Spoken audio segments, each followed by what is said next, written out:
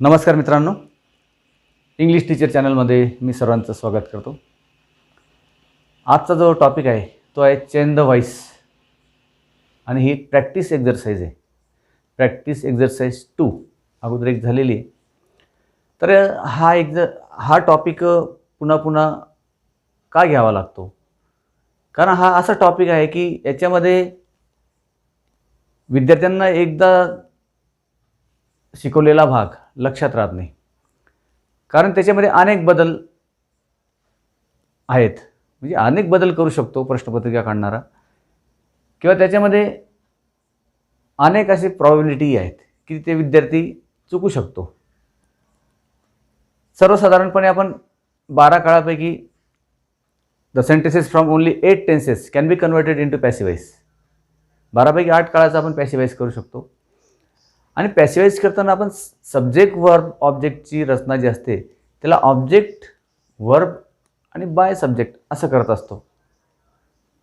या गोष्टी आपल्याला लक्षात असतात, परंतु प्रश्नपत्रिकेमध्ये विचारलेला प्रश्न हा असं वर्ब टाकतात की ते इरेग्युलर वर्ब असतात आणि ते फार रेअर वर्ब असतं जे आपल्या लक्षात असतं. जसं ले, लेड, लेड असं वर्ब आहे, हे फार कमी वापरातलं वर्ब आहे. अभ्यास करण्याच्या स्मरणात असेलही ते. तशा ठिकाणी व्यक्ती चुकतो, किंवा काही ठिकाणी ऑब्जेक्टच दिलेला नसतो आणि चेन द व्हॉइस करावा लागतो, किंवा काही वेळेस पॅसिव्ह दिलेला असतो, आपल्याला ॲक्टिव्ह करायला लावतात, तिथे ऑब्जेक्ट नसतो. अशा अनेक समस्या विद्यार्थ्यांसमोर असतात. म्हणून हा भाग आपल्याला 2 प्रॅक्टिस एक्झरसाइज त्याच्या घ्याव्या लागत आहेत. सब्जेक्ट वर्ब ऑब्जेक्ट पॅसिव्ह वॉइसमध्ये आपण कंस्ट्रक्शन अशा प्रकारे करतो. सब्जेक्ट वर्ब ऑब्जेक्ट हा ॲक्टिव्हाइज झाला, आणि पॅसिव्हमध्ये ऑब्जेक्ट वर्ब आणि सब्जेक्ट अशी रचना असते. याचं रूपांतर करतो आपण टू बी अधिक V3 करतो आणि याला बाय लावतो, अशी रचना असते. म्हणजे एक तर हा मार्ग असा आहे आणि हा मार्ग उलट आहे, नाही का? जसं काही हिंदी गाण्यांमध्ये सुद्धा आपल्याला चेन द व्हॉइस पाहायला मिळतो. जसं तेरे मस्त मस्त दो नैन मेरे दिल का ले गए चैन, मेरे दिल का ले गए चैन तेरे मस्त मस्त दो नैन. बघा, पहिली ओळ अशी आहे आणि दुसरी ओळ रिव्हर्स आहे. बऱ्याच गाण्यांमध्ये असतं. अजून एक गीत असं, दिल गलती कर बैठा है, गलती कर बैठा है दिल, नाही का? ही गीतं आपण ऐकली असतील. तर हे पॅसिव्ह व्हॉइसचं एक उदाहरण देण्यासाठी आपण एक गंमत म्हणून सांगू शकतो. दिल गलती कर बैठा है, गलती कर बैठा है दिल. म्हणजे ॲक्टिव्हाइज करताना अशी रचना करतो, पॅसिव्हाइज करताना अशी रचना असते. आणि स्पीकिंगमध्ये सुद्धा जेव्हा ऑब्जेक्ट पॉवरफुल असतो तेव्हा आपण पॅसिव्ह कंस्ट्रक्शन वापरतो. प्रत्येक वेळेस सब्जेक्टबद्दलच आपण बोलतो असं नाही. काही वेळेस ऑब्जेक्ट पॉवरफुल असतो त्यावेळेस ऑब्जेक्टबद्दल आपण बोलतो, म्हणून आपल्याला पॅसिव्हाइजची गरज पडते. आता पॅसिव्हाइज करताना आपल्याला सर्वात अगोदरचा जो मुद्दा आहे तो म्हणजे वाक्यातील क्रियापद कोणतं आहे? The verb. The verb should be noted at first sight. पहिल्याच सेकंदाला क्रियापद बघायचं की हे verb whether it is transitive or not. Transitive असेल तर त्याचा पॅसिव्हाइज होईल, कारण ट्रान्झिटिव्ह वर्बलाच ऑब्जेक्ट असतो. काही वेळेस ते फ्रेझल वर्ब असतं, तिथे पण अडचणी येतात. जसं टेक केअर असेल, लॉफ्ट ॲट असेल, अशा प्रकारे अडचणी येतात आणि प्रश्नपत्रिका काढणाऱ्या मोठ्या परीक्षांमध्ये अशाच अडचणी निर्माण करतात. सरळ तुम्हाला साधं विचारणार नाही तो, I play cricket, cricket is played by me, असं विचारणार नाही. तो तर एक ट्रान्झिटिव्ह वर्ब नंतर फ्रेझल वर्ब असतं काही ठिकाणी. जसं टेक केअर असेल, लॉफ्ट ॲट असेल, किंवा अजून काही असेल. या वर्बने तो आपल्याला अडचणीत आणू शकतो. आणि वर्ब एक तर रेअर असेल, एक दुर्मिळ असं क्रियापद असतं, ते आपल्या नेहमीच्या वापरात नसतं, आणि ते क्रियापद तिथे टाकलेलं असतं. त्याचं आपल्याला पास्ट टेन्स आणि पास्ट पार्टिसिपल माहीत नसतो, किंवा थोडं कन्फ्युजन असतं, असाही प्रश्न निर्माण होतो. आणि पॅसिव्हाइज करताना आपल्याला ऑब्जेक्ट दिलेला आहे का असं आपण चेक करून बघायचं. म्हणजे व्हर्बला काय आणि कोणाला असे दोन प्रश्न विचारले तर आपल्याला डायरेक्ट आणि इनडायरेक्ट ऑब्जेक्ट भेटतो. किंवा अजून एक समस्या त्याच्यात असते की डाय ट्रान्झिटिव्ह व्हर्ब तो टाकतो. डाय ट्रान्झिटिव्ह वर्ब म्हणजे दोन ऑब्जेक्ट त्या ठिकाणी असतात. I asked him a question, मग याचे दोन पॅसिव्ह होतात. आणि मग आपल्या मनात असा विचार असतो की दोन पॅसिव्ह कसं काय होतील, परंतु डाय ट्रान्झिटिव्ह वर्ब असेल तर दोन पॅसिव्ह होतात. I asked him a question, a question is asked to him, a question was asked to him by me, हा एक पॅसिव्ह झाला. आणि नंतर दुसरा ऑब्जेक्ट पुढे घ्यायचा, he was asked a question by me, असे दोन पॅसिव्ह होतात. म्हणजे परीक्षेमध्ये चेंज द वॉइस कुठल्या प्रकारचा येईल हे सर्व प्रकार आपण घरी करून ठेवायला पाहिजे. म्हणजे विचारणारा काही विचारू द्या तर त्याला आपल्याकडे उत्तर असतं. हा झाला वर्बबद्दल आणि ऑब्जेक्ट शोधण्याबद्दलचा मुद्दा. नंतर पॅसिव्ह वॉइस करताना एक आपल्याकडे एक आयडिया पाहिजे की हा किती प्रकारचे पॅसिव्ह वॉइस आपण अभ्यासले पाहिजे. एक तर सर्वात सुरुवातीला आपण एक बेसिक अभ्यास जो करतो तो आपण असा करतो की फक्त आठच काळांचं पॅसिव्ह वॉइस होतं. Future continuous can not be converted into passive voice and perfect continuous tenses they are different one and they cannot be converted into passive. म्हणजे चालू पूर्ण काळांचा पॅसिव्ह होत नाही आणि चालू भविष्यकाळाचा पॅसिव्ह असतो. उरले फक्त 8 टेन्स. आता 8 काळावर आपल्याला पॅसिव्ह करायचं असतं. मग त्याच्यामध्ये 1 ते 8 मध्ये आपण चुकायला नको. आणि विद्यार्थ्यांकडे फक्त ॲक्टिव्ह टू पॅसिव्ह असाच प्रयत्न असतो, परंतु पॅसिव्ह टू ॲक्टिव्ह करता आलं पाहिजे, त्याचा पण जास्त अभ्यास केला पाहिजे. ॲक्टिव्ह टू पॅसिव्ह आपण करतो, परंतु परीक्षेमध्ये पॅसिव्ह टू ॲक्टिव्ह विचारलं तर तो विद्यार्थी थोडासा गोंधळतो आणि मग त्याला ती रचना सापडत नाही. त्यामुळे ॲक्टिव्ह टू पॅसिव्ह आपण करतो. बेस म्हणून आपण अगोदर 8 काळांचं पॅसिव्ह शिकतो, त्याच्यातलं व्हर्ब ओळखतो. नंतर याच्या पलीकडे इम्परेटिव्ह सेंटेन्स, इम्परेटिव्ह जे असतात, आज्ञार्थी वाक्याचं पॅसिव्ह, जसं cut the cake, let the cake be cut, shut the door, let the door be shut, अशा प्रकारचं असतं. काही ठिकाणी सिंगल क्रियापद असतं. म्हणजे अशा पॉसिबिलिटी आपण गृहीत धरून तो टॉपिक करायला पाहिजे. आता एक साधं आपण एक लहानशी रिव्हिजन आपण घेऊया की सब्जेक्टवर आणि पॅसिव्ह वॉइस म्हणजे काय. एका वाक्यात जर सांगायचं ठरलं तर टू बी अधिक V3 जर दिसला तर तो पॅसिव्ह वॉइस असतो. आता समजा आता बेसिक स्टडी जो आहे, रिव्हिजन घेण्याचा हेतूच तो आहे की बेसिक स्टडी हा आपल्याकडे पाहिजे. आता समजा आपण असा विचार करतो, नंतर आपण नेहमी साधा विचार करतो, नंतर ॲक्टिव्ह टू पॅसिव्ह असा आपण कायम स्टडी करत असतो. परंतु पॅसिव्ह टू ॲक्टिव्ह असा पण स्टडी विद्यार्थ्यांनी करणं गरजेचं आहे. पॅसिव्ह टू ॲक्टिव्ह सुद्धा त्याला आला पाहिजे. आणि 1 ते 8 काळामधला तो विचारेल, किंवा इम्परेटिव्ह विचारेल, किंवा रेअर व्हर्ब असेल एखादं ते विचारेल, किंवा मग तो प्रश्नार्थी वाक्य विचारेल. प्रश्नार्थी वाक्य, क्वेश्चन, WH क्वेश्चनचा तो पॅसिव्ह विचारेल. आणि आपण शिकलेलो साधे वाक्य शिकलेलो असतो आपण, आणि मग प्रश्नाचं पॅसिव्ह करणं हे त्याला जमत नाही, किंवा पर्यायामधून सुद्धा निवडता येत नाही. कारण प्रश्नामध्ये डीड असेल तर डीडचा पॅसिव्ह त्याने कधी केलेला नसतो, त्याला वाजवायला घ्यावा लागतो. एवढ्या गोष्टी आपण वाक्य पाहिल्याबरोबर ॲट द फर्स्ट साईट आपण चेक केला पाहिजे की हा प्रश्न आहे का इम्परेटिव्ह आहे. मग एकतर वाक्य तर मग त्याचा ऑब्जेक्ट आहे का, ऑब्जेक्ट आहे का हे चेक करण्यासाठी तुम्हाला व्हर्ब बघावं लागेल, weather it is transitive or इनट्रान्झिटिव्ह. आणि जर चेंज द वॉइस करायला लावलेला असेल तर मग ते ट्रान्झिटिव्ह वर्ब असेल. आणि यापैकी एकही नाही असा पर्याय जो असतो तो सर्वात वाईट पर्याय असतो.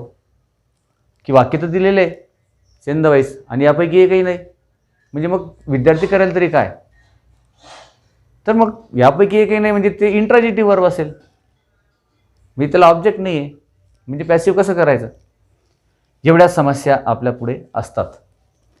आणि या समस्या हा special study change the voice टॉपिकवर करायचा असतो. फक्त चेंज द वाईस साध्या काळांचे 2च काळांचे शिकायचे किंवा 3 काळांचे शिकायचे आणि त्याच्यावर अवलंबून राहता येणार नाही. मी तर असं म्हणेल की पालक सांगतात की रोज 5 वाक्य इंग्रजी बोलत चला, म्हणजे तुमचा फायदा होईल. आता 5चा जमाना राहिलेला नाही. जग एवढं फास्ट आहे की रोज 100 वाक्य बोला आणि 100 वाक्य बोला, लिहा आणि लिसनिंग तुम्ही मॅक्झिमम करा. कारण 5 आणि 7 आणि 10 वाक्य बोलून चालणार नाही. तर जास्त वेळ अभ्यास करा आणि जास्त पॉसिबिलिटीज काय काय आहेत. 5000च्या पुढे व्होकॅब्युलरी तुमच्याकडे झाली पाहिजे, 1000पर्यंत क्रियापदं झाली पाहिजे. आणि हे जे शब्दांचे खेळ आहेत, कुठे प्रिपोजिशन आहेत, कुठे आर्टिकल आहे, कुठे काय आहे, कुठे काय, याच्यामध्ये जे सर्व खेळ चालतात. तर चेंज द वाईसबद्दल आपल्याला बोलणं असं आहे की समजा एक साधं वाक्य आपण घेऊ. शी सिंग्स अ सॉन्ग असं वाक्य. सब्जेक्ट आहे, वर्ब आहे आणि ऑब्जेक्ट आहे. मग पुढे काही पण असेल, इन द गार्डन वगैरे, तो भाग आपण ॲडजस्ट करू शकतो. पण सब्जेक्ट वर ऑब्जेक्ट असेल ती गाणे गाते. आता वर्ब आपण पाहिलं, first form of the verb आहे, म्हणजे प्रेझेंट टेन्स आहे. म्हणजे वर्ब आपण ओळखलं. वर्ब ओळखल्यानंतर प्रेझेंट टेन्समध्ये आपल्याला इथे हा ऑब्जेक्ट इकडे येईल, अ सॉन्ग. हा शेवटी जाईल, त्याला बाय बाय करतो आपण आणि द्वितीय विभक्ती होते बाय हर. या गोष्टी आपण करून घेतो. परंतु याच्या पुढे व्हर्बचा फेस ओळखता आला तर आपल्याला टू बी घेता येईल. तर हा प्रेझेंट आहे. प्रेझेंटमध्ये ॲम जर असतं टू बीचं रूप. मग आपण करता हा बदललेला आहे. अ सॉन्ग याचं आता आपल्याला रूपांतर करावं लागेल. टू बी घ्यावं लागेल इज आणि याचा वित्री आहे संग. अ सॉन्ग इज संग बाय हर. अशा प्रकारचं पॅसिव्ह होईल. नंतर इथे जर त्याने सॅंग केलं तर हा फास्ट टेन्स आला आणि त्याचं a song was sung by her असं होईल. द्वितीय विभक्ती घेतली आपण, a song was sung by her. इथे जर त्याने फ्युचरचं रूप घेतलं, सिंपल फ्युचरचं, she will sing, she will sing a song. तर हे असंच राहील सब्जेक्ट ऑब्जेक्टची रचना. मात्र फ्युचर टेन्समध्ये बी आपण घेतो, टू बीचं रूप, विल बी किंवा शॅल बी. विल दिलेला असतो, शॅल दिलेला असतो. करता आहे अ सॉन्ग, त्यामुळे विल बी इथे होईल आणि वितरित तोच राहील. अ सॉन्ग विल बी संग बाय हर. काही अडचण नाही इथपर्यंत आपल्याला. नंतर चालू काळामध्ये चेंज द वाईस करताना समस्या येतात, कारण चालू काळाची प्रॅक्टिस विद्यार्थ्यांची असेलच असं नाही. She is singing, she is singing a song, म्हणजे क्रिया चालू आहे, ही रचना तीच राहील, फक्त याचं रूपांतर होईल. चालू काळामध्ये बीचं रूप आपण बिंग घेतो. She is singing a song, a song is दिलेलाच आहे, इज बिंग आणि sung. A song is being sung by her अशा प्रकारे होईल. नंतर पास्ट कंटिन्युअसमध्ये इथे फक्त बदलेल, she was singing a song, ती गाणे गात होती. तर इथे फक्त वॉज होईल, a song was being sung by her. किंवा इथे जर प्लुरल आलं, she was singing two songs, तर इथे प्लुरल होईल. किंवा समजा या ठिकाणी असेल, सी सिंग्स 10 सॉंग्स, मग 10 सॉंग्स आर संग असं होईल. म्हणजे सिंग्युलर प्लुरलनुसार, कर्त्यानुसार तुम्ही टू बी घ्या. चालू भविष्यकाळाचा पॅसिव्ह होत नाही. या तिघांचा करताना बीन हे सहाय्यक क्रियापद आपण बीन हे टू बी आपण वापरतो. समजा प्रेझेंट परफेक्ट असेल, सी हॅज संग अ सॉन्ग. प्रेझेंट परफेक्ट असेल तर अ सॉन्ग हॅज बीन संग बाय हर. चालायचा पॅसिव, गाणं तिच्याकडून गाण्यात आले आहे असा याचा मराठी अर्थ होतो. नंतर परफेक्ट असेल, परफेक्ट पास असेल, सी हॅड संग अ सॉन्ग. फक्त सहाय्यक रूप टू बीचं रूप बदलेल, अ सॉन्ग हॅड बीन संग बाय हर. आणि परफेक्ट फ्युचर टेन्स असेल तर असं असेल ते सी विल हॅव संग अ सॉन्ग. तर इथे फक्त a song will have bin संग बाय हर. हा झाला बेस. हे 8 काळाचे साधे वाक्य आपण घेतले आणि त्याचा पॅसिव्ह आपण शिकलो. त्याच्यामध्ये फक्त चालू काळाकडे लक्ष द्यायचं. Is being, are being, was being, were being या प्रकारे आपण घेतो. परंतु एवढ्यावर काम चालणार नाही. परीक्षामध्ये असं वाक्य शक्यतोवर विचारतात, पण ते पॅसिव्ह टू ॲक्टिव्ह विचारतात. तिथे गोंधळतात विद्यार्थी. Change the voice, payment is given असं वाक्य, किंवा अ मॅच इज प्लेड, मॅच खेळली गेली. Change the voice. आता मुलं म्हणतात मॅच इज प्लेड, पॅसिव्हचा अजून पॅसिव्ह करण्याचा प्रयत्न करतात, परंतु त्यांना हे दिसत नाही की इज प्लेड आहे. व्हर्ब जर टू बी अधिक V3 असेल तर तो पॅसिव्ह समजावा, आणि चेंज द वॉइस म्हणजे मग त्याचा ॲक्टिव्ह आपल्याला करावा लागेल.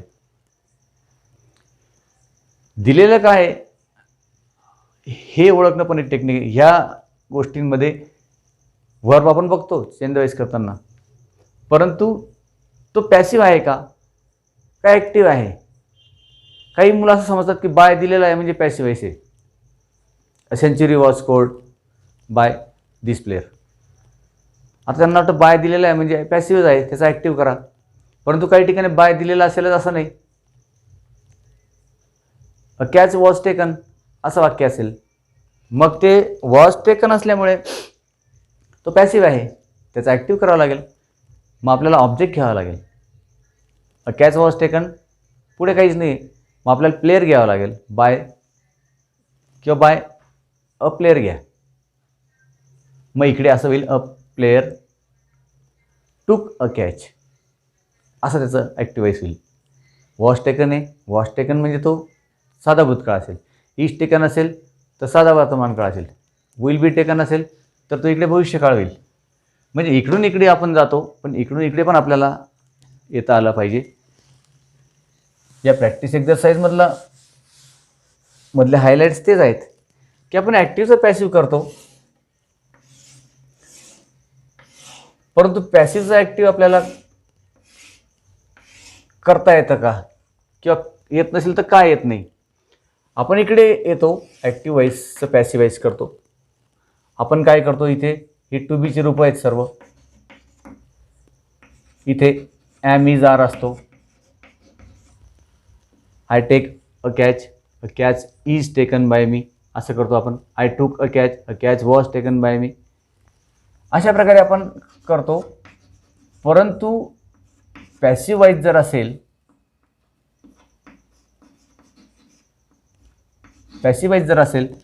अ catch was taken by me असं असेल चेंज द वॉइस, तर मग या ठिकाणून आपल्याला इकडे येता आला पाहिजे की वॉज टेकन आहे म्हणजे हा साधा भूतकाळ असेल. A catch was taken by me म्हणजेच आय टूक अ कॅच असं करता आलं काय पाहिजे. किंवा a catch will be taken by me म्हणजे I shall take a catch असं करता आलं पाहिजे. इथे कॅच होता करता म्हणून विल होता, इथे आता करता आय झालेला आहे म्हणून तो शॅल येईल. हा शॅल आणि विलमधला थोडासा फरक आपण लक्षात ठेवतो. Catch will be taken, I shall take a catch अशा प्रकारे बदल होईल. म्हणजे हा पण एक मुद्दा, चेंज द वाईस करणाऱ्याने प्रश्नपत्रिकेमध्ये वाक्य दिसलं किंवा कुठल्याही परीक्षेत वाक्य दिसलं तर या गोष्टी चेक करायच्या. अगोदर वर्ब चेक करायचं, ॲक्टिव्ह आहे का पॅसिव्ह आहे, टू बी काय आहे, टू बी अधिक विधेय तर नक्की पॅसिव्ह आहे, मग पॅसिव्ह आहे तर ऑब्जेक्ट दिला आहे का, नसेल तर घ्या बाहेरून. नंतर या ठिकाणी प्रश्नांचं इनडायरेक्ट करता येणं हे पण महत्त्वाचं आहे, कारण मोठ्या परीक्षेमध्ये तुम्हाला प्रश्न पण देऊ शकतात ते विचारायला. आता आपण विचार करू शकत नाही, व्हॉट डज ही प्ले असं जर प्रश्न विचारला किंवा what do you play, what did he play. आता असं असेल, व्हॉट डज सचिन प्ले असं वाक्य असेल तर मग गोंधळ होतो मुलांचा की आता काय करायचं. असं वाक्य तर आपण काही शिकलो नाही. What does Sachin play, change the voice. बरेच विद्यार्थी गोंधळतात की काय आहे असं असं तर काही आपण केलेलं नाही कधी.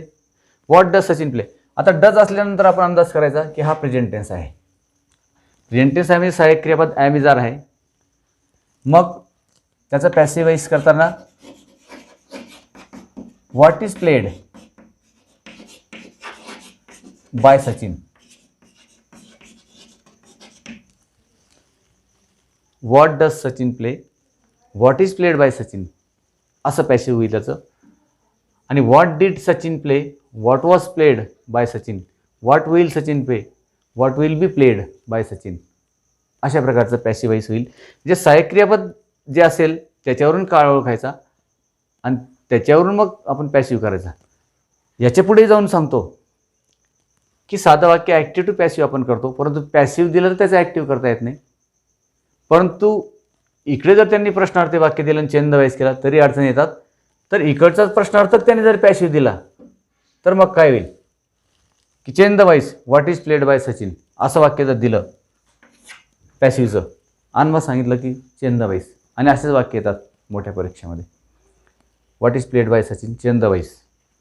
आता तिथं किती अडचणी आहेत, या अडचणी प्रॅक्टिसनेच सॉल्व्ह होतात. आता एक आपण सर्व काळामध्ये फिरून येऊ. What does Sachin play, what is played by Sachin, what was played by Sachin, what will be played by Sachin. इथे तर फार अडचणी आहेत. Cricket is being played by Sachin, सचिनकडून क्रिकेट खेळलं जात आहे. मग त्याचा पॅसिव्हाइज होईल what is being played by Sachin, सचिनकडून काय खेळलं जात आहे. What was being played by Sachin, सचिनकडून काय खेळलं जात होतं. आणि इथे मग cricket has been played, cricket आपण घेतलेलं नाही. What has been played by Sachin, तर याचा पॅसिव्ह करताना हे लक्षात आलं असेल आपल्याला do does डिडचं.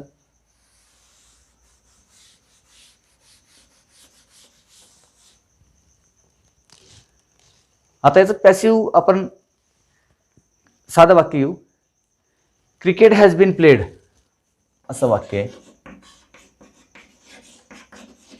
Cricket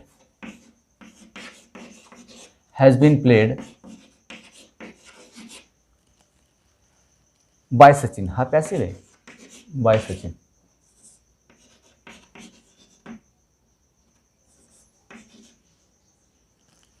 cricket has been played by Sachin. तर हा पॅसिव्ह असल्यानंतर आपल्याला लक्षात आलं पाहिजे की हॅज बीन वापरलेला आहे म्हणजे हा पूर्ण वर्तमान काळ आहे. इथे बीन असतो तिघांमध्ये आणि इथे बिंग असतो चालू काळामध्ये.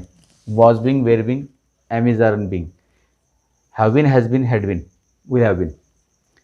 तर बिन दिसला म्हणजे समजायचं की पूर्ण काळाचं वाक्य आहे आणि हॅज दिसला म्हणजे समजायचं की पूर्ण वर्तमान काळातलं वाक्य आहे. Cricket has been played by Sachin. मग आता इथे आपल्याला करता पुढे घ्यावं लागेल. सचिन हॅज प्लेड क्रिकेट असं होईल. सचिन हॅज प्लेड क्रिकेट असं होईल. आणि क्रिकेट हॅड बीन जर प्लेड असतं, cricket had been played by Sachin जर असतं तर cricket Sachin had played cricket असं असतं. म्हणजे व्हर्ब महत्त्वाचं आहे. व्हर्बवरून ॲक्टिव्ह असेल तर त्याचं पॅसिव्ह टू बी बघायचं, आणि पॅसिव्ह दिलं असेल तर त्याचं टू बीवरून काळ ओळखायचा. इथे क्रियापदावरून आपण काळ ओळखतो आणि त्या काळानुसार आपण टू बी घेतो. परंतु टू बी अधिक व्हीटी जर दिला असेल तर त्या टू बीवरून तुम्हाला काळ ओळखावा लागेल आणि कर्ता क्रियापदाची बदली करावी लागेल. अशा प्रकारे या ठिकाणी एवढे मुद्दे आपण घेतले. आता काही वाक्ये, हा मुद्दा जो राहिला, काही ठिकाणी डबल क्रियापद असतात, फ्रेझल वर्ब असतं, त्या ठिकाणी आपल्याला अडचणी कशा सोडवता येतील. आत्ताची जी मागे UPSC परीक्षा झाली त्यातलं एक वाक्य आपण घेऊ. त्या UPSC परीक्षेमध्ये असं वाक्य होतं,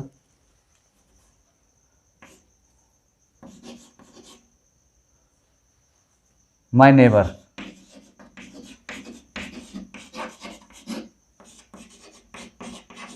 text care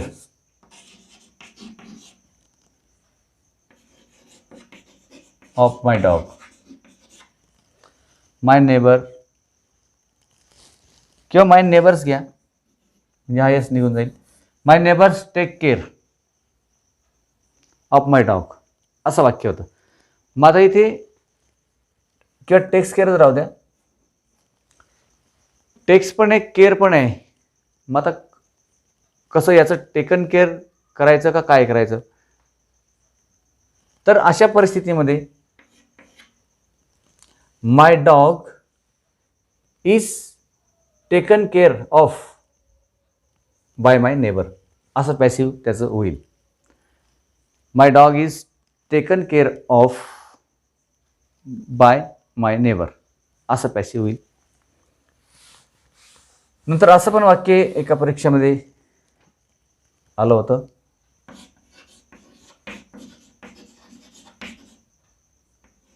he loft at me, तो माझ्यावर हसला. आता इथे टू लॉफ हे इनट्रान्झिटिव्ह वर्ब आहे, त्यामुळे त्याचं पॅसिव्ह आपल्याला करता येणार नाही. परंतु ॲट लावल्यामुळे आपल्याला ते करता येईल. आता ही लॉफ्ट ॲट मी म्हणजेच I was loft at by him असं वाक्य होईल याचं. I was loft at by him अशा प्रकारचं पॅसिव्ह होईल. तर प्रॅक्टिस एक्सरसाइज घेण्याचा हेतूच तो आहे की पॅसिव्ह वॉइसचा स्टडी तुमचा झालेला आहे, काही लेक्चर्स तुम्ही पाहिलेले आहेत, परंतु त्याच्यामधले जे हायलाईट्स आहेत ते अशा प्रकारे ते हायलाईट्स चेक करा आणि अशा प्रकारची प्रॅक्टिस आता त्याच्यापुढे करायची, म्हणजे तो टॉपिक अजून सोपं होईल. आणि जास्तीत जास्त क्रियापदाचे पास्ट पार्टिसिपल आपल्याकडे पाहिजे. काही रेअर क्रियापद असतात ते सुद्धा शोधा. इरेग्युलर वर्ब जे असतात त्यांचे पॅसिव्ह वॉइस करताना आपल्याला पास्ट पार्टिसिपल कोणतं आणि second form of the verb कोणता कन्फ्युजन होतं. तर ठीक आहे मित्रांनो, आजच्या व्हिडिओ लेक्चरमध्ये एवढंच. बाकीचा भाग पुढील लेक्चरमध्ये बघू. Till then, good bye.